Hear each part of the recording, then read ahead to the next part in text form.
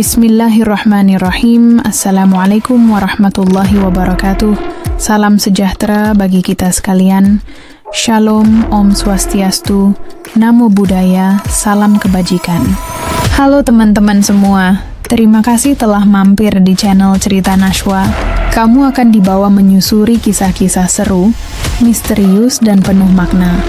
Kalau kamu suka cerita yang bikin penasaran dan hati bergetar, jangan lupa klik tombol subscribe. Mari kita mulai ceritanya. Suara itu menggema di udara malam yang hening, lalu menghilang perlahan, membawa ketenangan yang baru. Aku berdiri di jendela, menatap gelapnya jalan depan rumah, berharap ini benar-benar menjadi akhir. Sejak malam itu, suara lonceng tak pernah terdengar lagi. Tak ada lagi ketukan di pintu, bau sate yang menusuk hidung, ataupun bayangan gerobak yang melayang. Aku dan Ardi akhirnya bisa tidur dengan nyenyak, tanpa gangguan.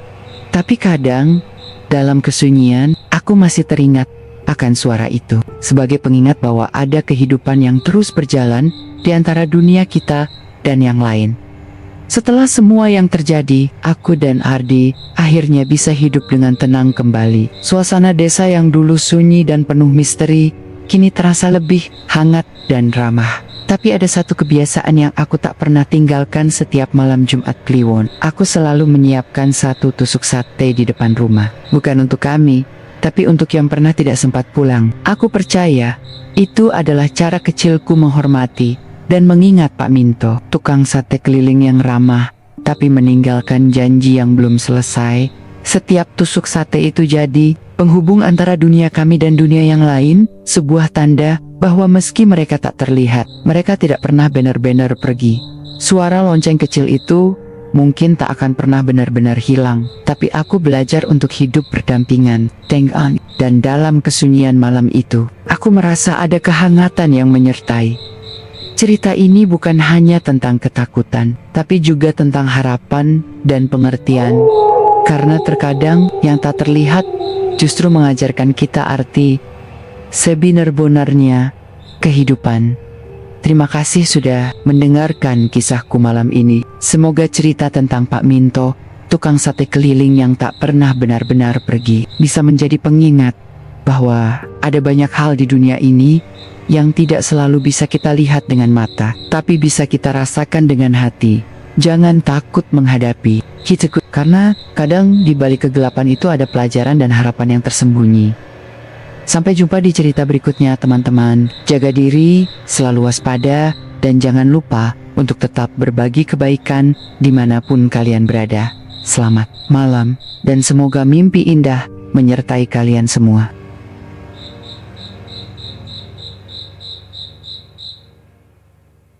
Di depan pintu, ada sebuah uang seribuan basah yang tergeletak di atas lantai, dan di sampingnya satu tusuk sate gosong, persis seperti yang diceritakan Bu Sarti. Aku mengambilnya perlahan, merasakan dingin yang menusuk dari benda-benda itu.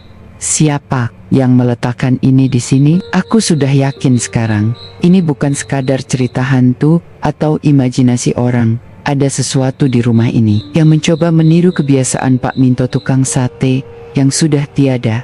Perasaan takut bercampur penasaran. Siapa atau apa sebenarnya yang datang setiap malam? Malam itu aku bermimpi sesuatu yang begitu jelas dan menyeramkan sampai aku terbangun. Dengan jantung berdegup kencang, aku berada di sebuah kuburan tua. Kabut tebal menutupi tanah yang penuh rumput liar. Di tengah-tengah ada sebuah gerobak sate, usang. Catnya mulai mengelupas, tapi tusuk sate masih menancap rapi di papan kayunya. Di atas gerobak itu, sosok Pak Minto duduk. Wajahnya yang dulu ramah kini berubah menjadi sesuatu yang lain. Matanya kosong, seolah tidak melihat ke arah manapun. Tapi senyum itu tetap mengerikan. Dia memandangku pelan, dengan suara serak dan berat, berkata, "Masih ada yang belum selesai." Mencoba bertanya apa yang belum selesai, tapi suaraku hilang di udara. Kabut semakin tebal, dan aku terbangun dengan keringat dingin membasahi baju tidur. Sejak mimpi itu, aku merasa ada beban yang mengikuti kemanapun aku pergi, seperti ada janji yang belum terpenuhi, dan aku mungkin menjadi bagian dari itu. Malam itu aku kembali menemui Bu Sarti. Kali ini aku duduk lebih lama di beranda rumahnya, sambil menyeruput teh hangat yang ia buatkan. Aku butuh penjelasan lebih lengkap tentang siapa sebenarnya Pak Minto dan mengapa arwahnya masih gentayangan. Dengan suara pelan, Bu Sarti mulai bercerita. Pak Minto itu dulu tukang sate keliling yang sangat ramah. Dia suka memberikan sate gratis kepada anak-anak yatim di desa ini. Terutama pada malam Jumat Kliwon, aku mendengarkan dengan seksama, jantung berdegup makin kencang. Tapi sayangnya, beberapa minggu sebelum meninggal, Pak Minto jatuh sakit paru-paru. Malam Jumat Kliwon terakhir itu, dia berniat mengantar sate gratis ke anak-anak itu. Tapi tubuhnya sudah tak sanggup lagi. Dia meninggal di gerobaknya sendiri, dengan sate yang belum sempat dibagikan. Bu Sarti menunduk, matanya berkaca-kaca. Sejak itu, warga percaya arwahnya belum tenang. Kadang-kadang, di malam Jumat Kliwon, suara loncengnya terdengar kembali, dan bau sate menusuk hidung. Aku terdiam, merasakan dingin yang merayap masuk ke tulang. Makanya, kalau kau dengar suara lonceng itu lagi, jangan dibuka pintunya. Itu arwah Pak Minto, yang masih menunggu janji yang belum terpenuhi. Aku memandang Bu Sarti, merasa beban cerita ini makin berat. Pak Minto bukan sekadar hantu biasa, dia punya cerita yang belum selesai. Malam itu, suasana desa terasa berbeda. Malam Jumat Kliwon, malam yang oleh orang-orang dipercaya penuh dengan energi gaib. Aku sudah diberi peringatan oleh Bu Sarti, tapi tetap saja rasa takut menggerayangi hatiku. Sekitar pukul 9 malam, suara lonceng itu mulai terdengar lagi. Tapi kali ini, tidak cuma satu atau dua kali, bunyinya berderet-deret, lebih keras dan berirama, seolah seseorang benar-benar berusaha memberitahu sesuatu. Aku berdiri di tengah ruang tamu, jantungku berdegup sangat cepat. Suara itu semakin mendekat ke arah kamarku. Tiba-tiba, aku mendengar langkah berat di dekat pintu kamarku. Padahal aku tahu, pintu sudah terkunci rapat dari dalam. Langkah itu perlahan, berat, dan menggema di dinding. Aku membeku, tidak berani beranjak. Suara lonceng berhenti tiba-tiba, dan keheningan yang menusuk kembali menyelimuti rumah. Dalam gelap, aku hanya bisa berdoa semoga malam ini berlalu tanpa kejadian lebih buruk. Tapi aku tahu, malam Jumat Kliwon membawa sesuatu yang berbeda. Malam itu suasana di rumah sangat tegang. Setelah malam Jumat Kliwon yang penuh misteri, aku dan Ardi berusaha tetap tenang, tapi aku tidak menyangka apa yang terjadi selanjutnya. Tiba-tiba, Ardi yang sedang duduk di ruang tamu, menggigil hebat, matanya membelalak. Tubuhnya mulai gemetar seperti tersengat listrik.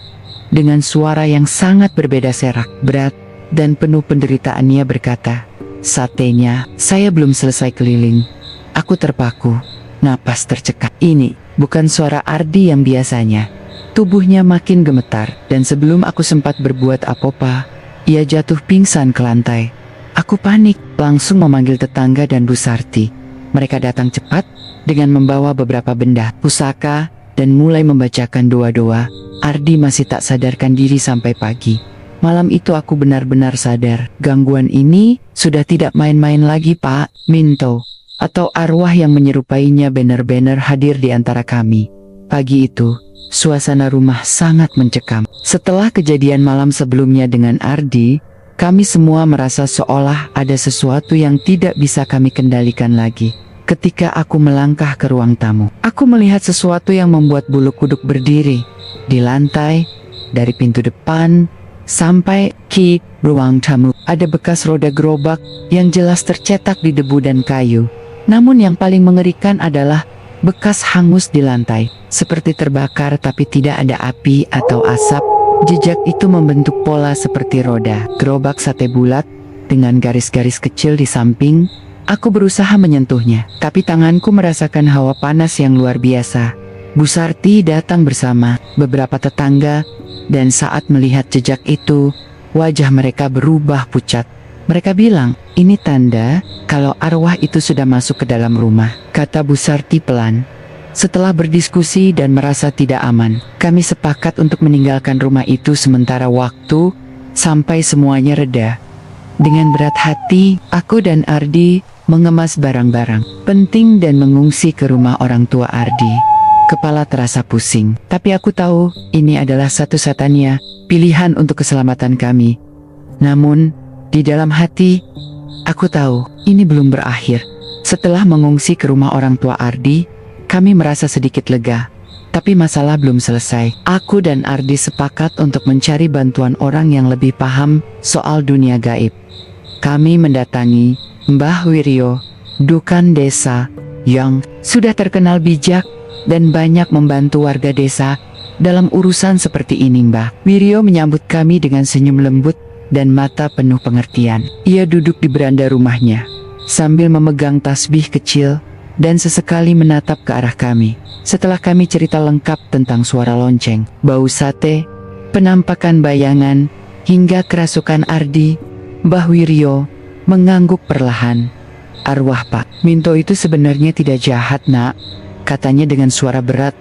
"Tapi tenang, ia hanya tersesat, terjebak dalam rutinitas yang biasa ia jalani saat hidup dulu. Setiap malam ia berkeliling dengan gerobak dan sate, mencoba menyelesaikan sesuatu yang belum rampung." Mbah Wiryo menambahkan, "Dia masih terikat pada dunia ini karena ada janji atau beban yang belum ia tepati. Karena itu, dia muncul dengan cara seperti itu. Tapi selama dia tidak berniat jahat, kita bisa membantunya melepas ikatan itu." Kami merasa sedikit lega mendengar penjelasan itu. "Tapi aku tahu perjalanan ini masih panjang," Mbah Wiryo berkata. "Besok malam Jumat Kliwon, aku akan datang ke rumahmu. Kita akan melakukan ritual supaya arwah Pak Minto bisa tenang." Aku dan Ardi mengangguk, berharap doa dan ritual itu bisa membawa kedamaian bagi kami semua. Malam Jumat Kliwon akhirnya tiba, dan suasana desa begitu hening. Hanya terdengar suara jangkrik dan angin yang berbisik. Kami berkumpul di tempat Pak Minto dulu biasa mangkal di ujung gang kecil, dekat pohon beringin tua. Di sana, Mbah Wiryo sudah menyiapkan sesajen sederhana. Beberapa tusuk sate yang dibakar perlahan, dupa, dan air suci. Aku dan Ardi membantu membagikan sate itu kepada beberapa anak yatim yang ikut hadir malam itu. Seperti yang biasa dilakukan Pak Minto semasa hidupnya, Mbah Wiryo memulai ritual dengan membacakan doa-doa khusus, mengharap agar arwah Pak Minto bisa merasakan kedamaian dan melepaskan beban yang masih membelenggunya di dunia.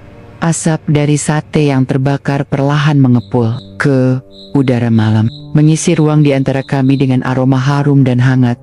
Sesekali, suara lonceng kecil terdengar jauh. Tapi kali ini, bukan suara yang menakutkan, melainkan seperti salam perpisahan.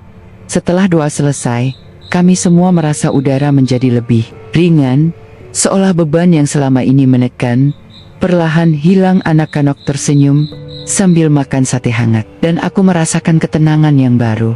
Aku berharap malam itu menjadi titik akhir dari teror yang selama ini menghantui rumah kami.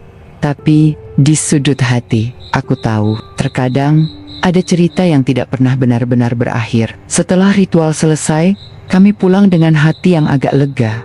Suasana terasa berbeda, lebih ringan dan tenang. Namun, aku tahu ini bukan berarti semuanya langsung berakhir. Ketika aku hampir tertidur, terdengar suara lonceng kecil dari luar rumah. Suaranya lembut, pelan, dan panjang seperti salam perpisahan. Tiinggek, dan ia telah berhenti di depan rumahku. Pagi harinya, aku duduk di teras dengan secangkir kopi yang bahkan tak sempat kuminum. Mata masih sembab karena tidur gelisah semalaman. Suara lonceng itu, bayangan di balik kabut, semuanya masih membekas di pikiranku seperti cap panas. Aku memutuskan bertanya ke tetangga. Barangkali memang ada tukang sate malam yang tidak kutahu. Barangkali hanya kebetulan saja. Aku mulai dari Pak Rudi, tetangga 2 rumah dari kiri. Lelaki paruh baya yang biasanya ramah menyapa. Tapi saat aku menyebut lonceng tukang sate, wajahnya langsung berubah kaku. "Wah, saya nggak tahu, Bu. Saya tidur cepat," katanya sepat-sepat sambil berpura-pura membenahi sepeda motornya. Ketika aku menyapa Bu Yati di gang kecil dekat warung, ia langsung berpaling, pura-pura tidak mendengar. Bahkan anaknya yang biasanya menyapaku malah ditarik cepat-cepat ke dalam rumah. Anehnya lagi, Beberapa orang yang biasanya ramah, kini mendadak menjaga jarak. Ada sesuatu yang tidak ingin mereka bicarakan, sesuatu yang mereka tahu, tapi tak ingin ulangi. Akhirnya, aku kembali ke rumah dalam keadaan bingung dan sedikit kesal. Namun, sebelum masuk ke dalam, ku dengar suara panggilan dari balik pagar. "Bu, Rani, sebentar." Ternyata Bu Sarti. Ia berdiri dengan daster batik dan kerudung tipis, membawa kantong kecil berisi daun-daunan. "Ayo masuk dulu," ajakku. Begitu kami duduk, aku langsung bertanya, "Bu, saya dengar suara lonceng semalam. Seperti ada tukang sate lewat. Tapi waktu saya intip keluar, kosong." Bu Sarti menunduk, tangannya menggenggam lutut, napasnya berat sebelum akhirnya berbicara. "Bu Rani, saya sudah bilang waktu itu, kalau dengar suara lonceng malam-malam, jangan dibuka pintunya, jangan dijawab, jangan dilihat." Aku hanya bisa menatapnya dengan alis berkerut. "Yang ibu dengar itu bukan suara manusia. Itu dia, Pak Minto. Kadang datang kalau ada rumah baru atau orang baru yang belum kenal dia. Masih keliling." "Kenapa masih keliling, Bu?" tanyaku hampir berbisik. Bu Sarti menggeleng. "Gak ada yang tahu pasti. Tapi katanya sebelum meninggal dia masih punya janji mau ngantar satu tusuk sate ke pelanggan langganannya. Malam itu hujan dan dia gak sempat. Katanya sih arwahnya belum tenang." Ia kemudian menyerahkan kantong kecil berisi daun kelor dan bunga melati kering, taruh di dekat pintu. "Kalau dengar suara itu lagi, jangan lihat. Jangan buk." Aku mengangguk pelan. Hari itu, untuk pertama kalinya sejak tinggal di Karangjati, aku merasa benar-benar asing. Seolah semua orang tahu sesuatu, kecuali aku, dan suara lonceng itu belum selesai denganku. Sudah 3 malam berlalu sejak suara lonceng itu terdengar. Sejak saat itu, rumah ini terasa berbeda. Bukan hanya sunyi, tapi seperti menahan sesuatu di dalamnya. Pada malam-malam tertentu, terutama setelah pukul 9, udara mendadak berubah, hangat, seperti ada bara. Hidungku menangkap bau yang tidak semestinya. Ada bau sate bakar, samar, menggoda, tapi juga janggal karena muncul begitu saja dari dalam rumah. Pernah suatu malam, ketika aku ke dapur untuk mengambil air, aku mencium aroma itu lagi, tapi kali ini lebih tajam. Seperti seseorang baru saja membakar tusukan sate, lengkap dengan asap, arang dan kecap manis yang terbakar sedikit gosong. Aku berjalan pelan ke belakang, memeriksa kompor, memeriksa jendela. Tidak ada apa-apa, rumah tetap gelap, sunyi, dan kosong. Tapi bau itu tetap ada, menempel di udara. Keesokan paginya, saat hendak menyapu teras, aku menemukan bekas arang seperti sisa pembakaran kecil, tepat di depan pagar bambu. Aku terdiam beberapa saat, menatap bubuk hitam itu. Tidak ada yang berjualan malam itu. Tidak ada suara gerobak. Bahkan Ardi pun bilang, dia tidak mendengar apa-apa karena tertidur sejak malam. Tapi, aku tahu, ada yang lewat. Dan yang lebih mengganggu, saat aku membersihkan arang itu, aku menemukan sesuatu lain. Tusuk sate patah, dengan ujungnya hangus.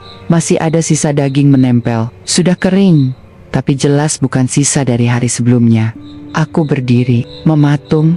Tanganku gemetar saat menyapu tusuk itu dan membuangnya. Perasaan ditatap dari kejauhan, kembali hadir datar, dingin, dan berat. Seperti sesuatu sedang memperhatikan setiap langkahku. Dari balik bayang-bayang rumah ini, sejak malam itu, aku mulai tidur dengan lampu menyala.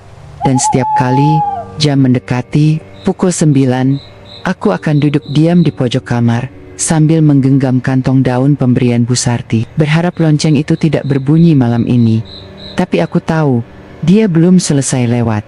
Malam Jumat berikutnya datang dengan dingin yang menusuk. Tutlong, aku sudah berusaha mengabaikan segala hal aneh yang terjadi, berharap itu cuma permainan pikiranku saja. Tapi malam itu, semuanya berubah. Sekitar pukul 9, saat aku duduk di ruang tamu, entah kenapa mataku tertarik ke jendela besar di sebelah sofa. Di luar, di jalan setapak yang gelap, ada sesuatu yang bergerak perlahan. Aku menatap lebih tajam. Sosok itu samar, berwujud bayangan hitam yang mendorong sesuatu gerobak kecil, persis seperti gerobak sate. Tapi anehnya, gerobak itu tidak menyentuh tanah. Ia melayang pelan, Tanpa suara roda berderit, suara lonceng kecil yang biasanya lembut malam itu terdengar makin nyaring. Semakin dekat ke rumahku. Ting ting ting ting. Bayangan itu mendekat, perlahan, namun terus maju tanpa henti. Suara lonceng memenuhi udara malam, mengisi setiap celah sepi. Aku terkesiap, jantung berdegup kencang, tanganku gemetar. Tapi aku tidak bisa berpaling. Sosok itu hanya diam, tak bergerak, seolah menunggu. Ketika bayangan itu mencapai pagar bambu, lonceng berhenti mendadak, seperti terputus oleh sesuatu yang tak terlihat. Seketika, sosok itu menghilang, lenyap dalam kabut yang mulai turun perlahan. Aku berdiri terdiam, tubuhku dingin membeku. Air mata tak sadar mengalir pelan, antara takut dan tak percaya. Malam itu, aku tahu, bukan hanya suara dan bau yang nyata, tapi ada seseorang yang benar-benar datang. Keesokan harinya, aku masih belum bisa melupakan apa yang kulihat. Malam tadi, sosok bayangan dengan gerobak melayang, suara lonceng yang tiba-tiba membahana, dan keheningan yang menusuk di balik semua itu. Saat sarapan, aku berusaha membuka pembicaraan dengan Ardi. Aku butuh dia tahu, aku butuh dia percaya. Mas, kemarin malam aku lihat sesuatu, sosok bayangan dorong gerobak sate. Tapi gerobaknya nggak menyentuh tanah, dan loncengnya sangat nyaring. Ardi menatapku dengan mata yang sulit kupahami. Ada ragu, tapi juga sedikit cemas. Sayang, mungkin kamu lagi capek atau terlalu stres sama pekerjaan baru. Ini kan lingkungan baru, suasana beda, tidur juga mungkin kurang nyenyak, katanya sambil mencoba tersenyum. Aku menggigit bibir, tak mau menyerah. Aku tahu itu yang aku lihat, Mas. Ini bukan hal biasa, bukan mimpi, bukan halusinasi. Aku benar-benar melihat sesuatu yang bukan manusia. Ardi menarik napas panjang, lalu berkata, kalau kamu yakin, kita cari cara supaya kamu gak merasa takut. Mungkin besok kita coba ngobrol sama Bu Sarti lagi, atau cari orang yang bisa bantu. Aku mengangguk pelan, merasa sedikit lega karena setidaknya ia mau mendengar. Tapi dalam hati aku tahu, ini bukan soal takut atau tidak, ini soal kenyataan yang harus kami hadapi bersama. Setelah pembicaraan dengan Ardi, aku memutuskan untuk mengambil langkah kecil tapi pasti. Aku pasang kamera HP di jendela ruang tamu, menghadap ke jalan kecil di depan rumah. Aku ingin membuktikan apa yang kurasakan selama ini. Apakah benar ada sosok yang datang malam hari, atau cuma imajinasiku? Malam itu, aku tidur dengan hati berdebar, sambil sesekali menatap layar HP yang merekam dalam gelap. Keesokan paginya, aku segera menyalakan rekaman itu. Detik-detik pertama, terlihat biasa saja gelap dan hening. Tapi sekitar pukul 9 malam, terdengar suara lonceng kecil yang biasa. Lalu, muncul bayangan samar yang mendorong gerobak. Tapi ada yang aneh. Sosok itu sangat kabur, hampir seperti asap hitam yang terbentuk jadi tubuh. Gerobaknya beberapa senti dari tanah, tanpa roda menyentuh jalan. Lebih aneh lagi, sosok itu tidak memiliki bayangan sendiri di tanah. Dan saat lonceng berbunyi, tangan sosok itu tidak bergerak sama sekali, seolah suara itu berasal dari gerobak itu sendiri, bukan dari lonceng yang digerakkan manusia. Aku menonton rekaman itu berulang kali, dan setiap kali perasaan takut semakin dalam. Ini bukan rekayasa atau kesalahan kamera. Ini nyata. Malam itu, aku sudah berusaha tidur lebih awal, berharap semua teror berhenti. Tapi sekitar pukul 2 pagi, sesuatu yang tak terduga terjadi. Tiba-tiba, terdengar ketukan pelan di pintu depan. Ketuk, ketuk, ketuk, 3 kali. Aku duduk tegak, jantung berdegup kencang. Suara itu terdengar begitu nyata, begitu dekat. Dengan hati-hati, aku berjalan ke pintu. Suara itu terdengar lagi. Kali ini, bukan ketukan, tapi sebuah suara berat, serak, dan penuh penderitaan. Bu, sate, 1 tusuk, boleh ya? Suara itu seperti berasal dari seseorang yang sedang sekarat. Hampir terengah-engah, aku membeku. Ada dingin yang merayap dari ujung kepala sampai ke kaki. Aku tahu, itu bukan orang biasa. Itu suara Pak Minto, atau sesuatu yang mirip dengannya. Aku tidak membuka pintu. Aku hanya berdiri di belakang pintu, berharap suara itu menghilang. Ketukan, dan suara itu mengulang sekali lagi, lalu hilang dalam keheningan malam. Malam itu aku sadar, dia benar-benar ingin sesuatu entah apa. Pagi itu, aku terbangun dengan perasaan tidak nyaman. Sejak malam ketukan itu, aku merasa ada sesuatu yang semakin dekat, semakin nyata. Saat turun ke halaman depan rumah, aku menemukan sesuatu yang membuat jantungku berdetak kencang. Namaku Rani, usia 28 tahun. Aku guru SD, baru saja lulus tes ASN, dan ditempatkan di sebuah desa kecil bernama Karangjati sekitar 2 jam dari pusat kota. Suamiku, Ardi, ikut pindah bersamaku, meninggalkan hiruk-pikuk kota demi memulai kehidupan baru yang lebih tenang. Desa Karangjati bukan tempat yang asing bagiku. Ibuku pernah tinggal di sini semasa muda. Ia sering bercerita tentang sawah hijau yang luas, suara gamelan yang samar terdengar di malam-malam tertentu, dan pohon-pohon besar yang seolah punya nyawa. Tapi semua itu dulu hanya dongeng bagiku. Sampai kami benar-benar menginjakkan kaki. Di sini, rumah kontrakan yang kami tempati terletak di pinggir desa, dekat kebun singkong yang cukup lebat. Rumahnya sederhana, berdinding setengah kayu setengah bata, dengan halaman kecil yang ditumbuhi semak liar. Di belakang rumah, ada sumur tua, tertutup oleh lempengan beton dan pohon pisang yang tak terurus. Saat pertama kali masuk udara di dalam rumah terasa lain. Bukan bau apek atau debu, tapi semacam hawa dingin yang menetap, seolah rumah ini sudah lama tak dihuni. Padahal, menurut pemilik rumah, kontrakan ini selalu ditempati hanya saja penghuninya nggak pernah betah lama. Tertawa waktu itu, mengira itu hanya candaan khas orang desa. Tapi Ardi sempat terdiam sejenak, sebelum akhirnya ikut tersenyum. Kami pun mulai membongkar barang-barang, merapikan kamar, dan menyulap dapur yang kusam jadi sedikit lebih nyaman. Hari-hari pertama terasa cukup menyenangkan.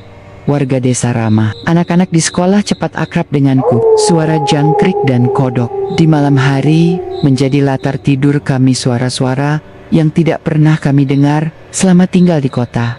Namun, ada satu hal yang mulai terasa janggal setiap malam. Sekitar pukul 9, anjing-anjing di sekitar rumah akan menggonggong, bersahut-sahutan ke arah kebun singkong. Padahal tak ada orang lewat, tak ada binatang besar. Hanya angin malam yang lewat membawa suara daun singkong bergesek seperti bisikan halus.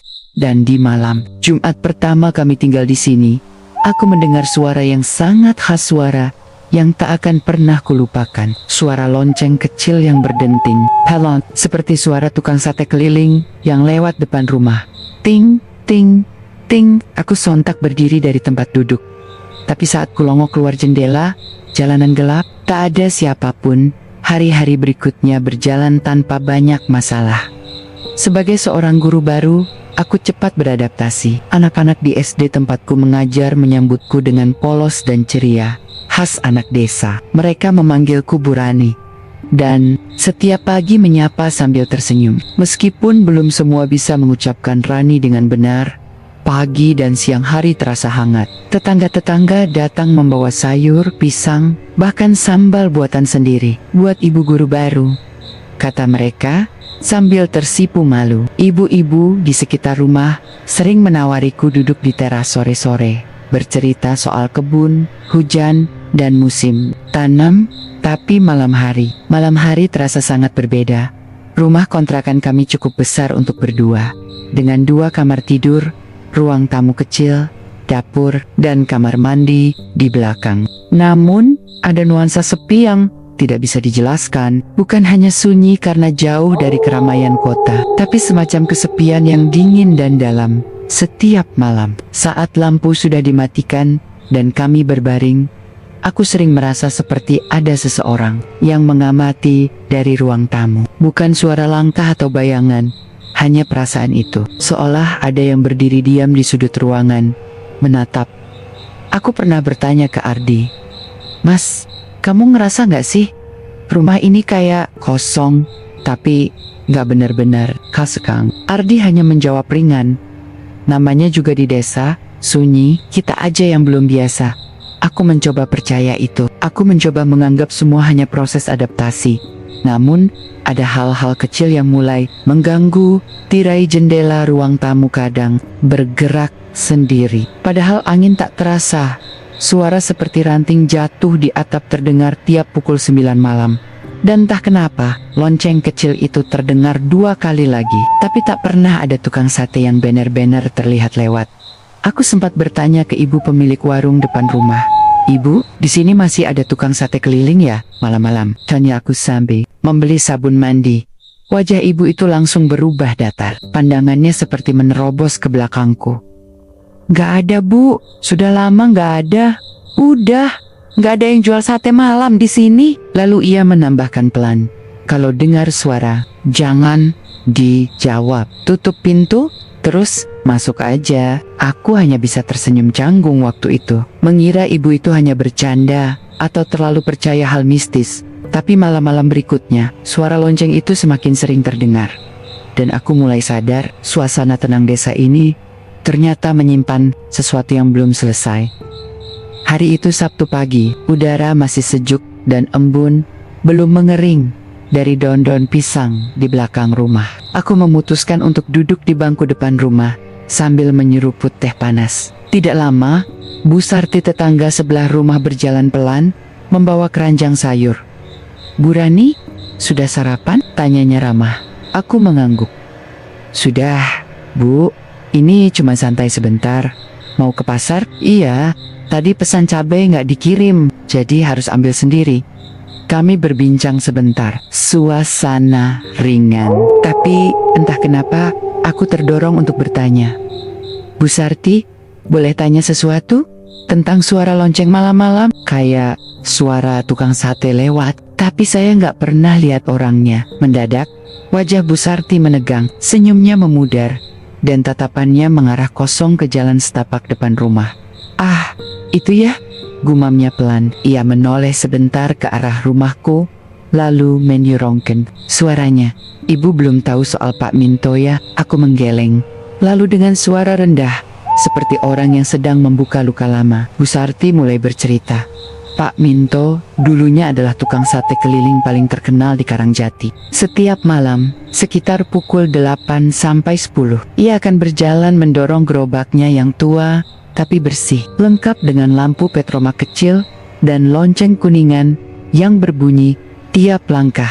Orangnya ramah, tak pernah marah meski ditawar. Habis-habisan, suka bercanda dengan anak-anak, bahkan sering kasih tusuk gratis kalau tahu si anak belum makan malam. Ia tinggal sendiri, istrinya sudah meninggal, dan anak-anaknya merantau jauh. Tapi Pak Minto tetap setia berdagang, karena katanya kalau ia berhenti jualan, tubuhnya akan cepat sakit. Dan benar saja, satu malam hujan, warga menemukan Pak Minto tergeletak di dalam gerobaknya sendiri di sebuah gang kecil dekat pasar desa. Ia masih memeluk botol kecap dan tusuk sate yang belum terbakar. Kata dokter, paru-parunya sudah lama rusak, tapi dia tetap maksa keliling. Katanya, lebih baik mati jualan daripada mati di kasur. Bu Sarti menarik napas panjang. "Yang aneh, Bu, sejak malam dia meninggal itu, beberapa warga terutama yang rumahnya dilewati rute jualannya mulai dengar suara loncengnya, tapi gak pernah lihat orangnya." Aku diam. Hawa di sekeliling terasa berubah. Pernah ada yang buka pintu waktu dengar suara lonceng.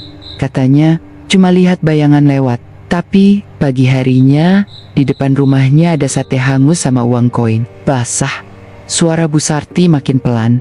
"Kadang dia masih keliling. Katanya dia belum selesai. Masih ada janji yang belum dia tepati." Seketika tenggorokanku terasa kering. Malam-malam yang kuanggap hanya sunyi biasa, ternyata ada yang berjalan. Di luar sana, bukan tukang sate biasa, bukan suara dagang biasa, tapi seseorang yang tidak pernah sempat pulang. Malam itu langit terlihat berat, awan menggantung rendah, seolah menyembunyikan sesuatu yang menekan dari atas. Angin bertiup pelan, tapi menusuk. Udara di dalam rumah pun terasa lembab, meski jendela sudah tertutup. Rapat itu malam Jumat, malam yang menurut orang Jawa menyimpan lebih banyak suara daripada cahaya. Sekitar jam 8 lewat 50 menit, aku sedang membaca buku di ruang tamu, Sementara Ardi sudah tertidur di kamar. Lampu temaram membuat suasana terasa tenang atau lebih tepatnya terlalu tenang. Lalu, suara itu datang. Ting, ting, ting. Suara kecil, rapat, dan ritmis. Seperti denting logam dipukul pelan lonceng kecil yang mengayun seirama langkah kaki. Tidak yakin, mungkin cuma angin menggesek sesuatu, tapi suara itu makin dekat. Melintasi depan rumah, persis di luar pagar bambu. Aku bangkit perlahan, berjalan ke jendela. Dari sela-sela gorden, kulihat jalan kecil di depan rumah. Kosong, gelap, bahkan lampu jalan satu-satunya di ujung gang pun pada malam itu.